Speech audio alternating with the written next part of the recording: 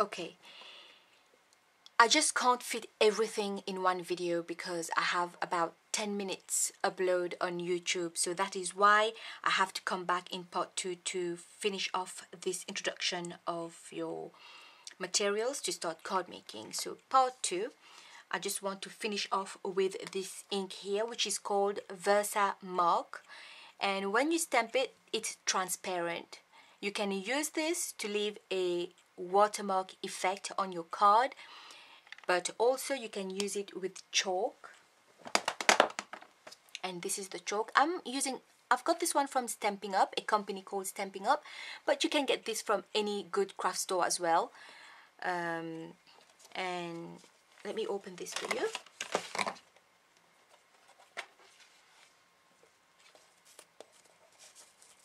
So it comes in many colors, and when you use this, you take up your stamp, ink it up, and then you can use a cotton wool, pick up the color you want and dab it onto your image. The image is transparent, but it comes alive. Once this touches the Versamark, the image starts to pop up. Obviously I'm just explaining now, but when I do a demonstration, then you will understand exactly what I'm talking about. So as far as stamping is concerned, I move that aside, but before I move on, with the clear acrylic stamps I've showed you, clear acrylic stamps can come like this as well. This one is a stamp by Technique Tuesday, and then on the back you can see what the stamp is like, but this one is writing stamp, and this one says my. So with a clear acrylic one, this one and the one I've showed you here, you need the acrylic block. The blocks comes in different sizes. I keep them, some of them in this box here. Can you see? Try to get as many sizes as you want, because the stamps will be in different sizes as well. And if you're using a small stamp like that, you would rather want to put it on a smaller acrylic block so that it's better for you to use it. Okay? So now I'm going to move to next on my list for you is cleaning your stamps. When you've taken your ink here, let's see this here, a bit of demonstration, you've got your card here, and since I've been showing you this, I'm going to use this as well.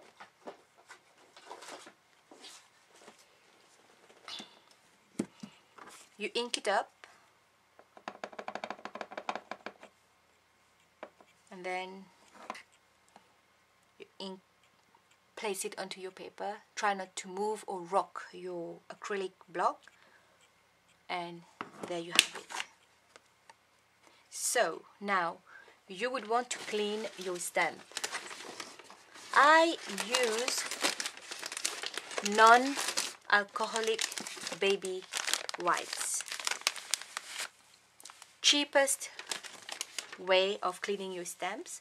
It has to be non-alcoholic though, and then just wipe it off like that, and that's it, it's clean. And then to stain your stamp, but the staining won't affect the stamp itself. Once you clean it, even though the stamp is has some stains on it, the next time you use it with another color, it's okay, that's not a problem, it won't affect the stamp itself.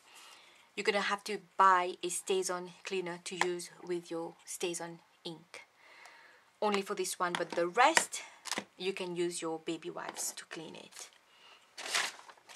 Okay, next on my list, what I wanted to talk about are embellishments. Obviously you're making a card, you do want to have some nice embellishments, and one of my favorite embellishments are buttons. Yes, I have loads of them, but I like to use these a lot on my cards. Once I start making cards, you'll see me using them a lot. And this one, you have some flowers in them. Flowers make a nice cute embellishment on any card. some felt flowers in this one, some paper flowers, and in the same one you have some buttons at the bottom. And this one is by Making Memories. That's a nice one. And then and you have all these, and ribbons as well, ribbons of all colors. I have loads of them, and this is how I organize my ribbons. Next on my list is embossing powder. They come in gold, silver, you can have blue, green, many colors, and you need an embossing ink for it. And the next thing that you need that works together, so embossing powder, embossing ink, and a heat tool works hand in hand. You cannot have these and not have the heat tool. You must have these to work together. And this will create a raised surface onto your card. You need an ink that will stay wet for longer, so that when you pour the embossing powder over it, it stays there, it catches the embossing powder, and you can tap the excess off. I know by talking it you might not understand what I'm saying, but in my future videos then you can refer to these if you want to buy some embossing powder, embossing ink, and the heat tool. And then you need a good trimmer. I have two trimmers, a small one which looks like this here, easy one, and you know when you need to trim small pieces of cards. And I have this one by Fiskars. It has a pull-out ruler like that for bigger pieces of paper, and I strongly recommend this one. It comes with a cutting blade, but it also comes with a scoring blade as well that you can just slide in to score your card.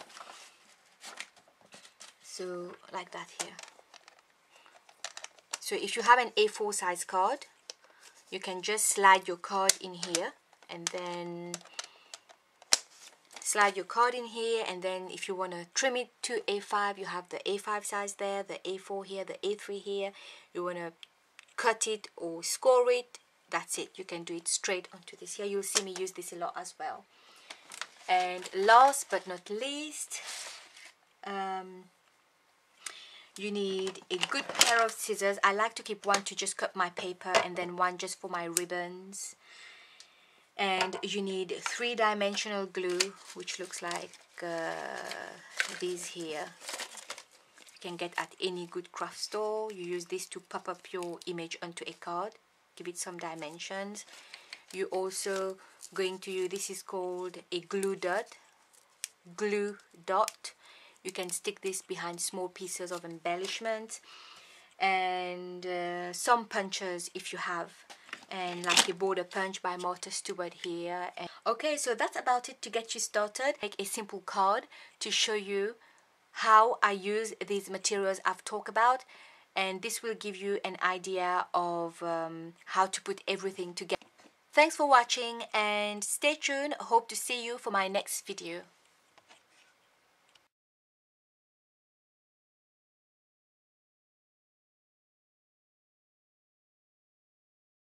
These materials so that you have alhamdulillah.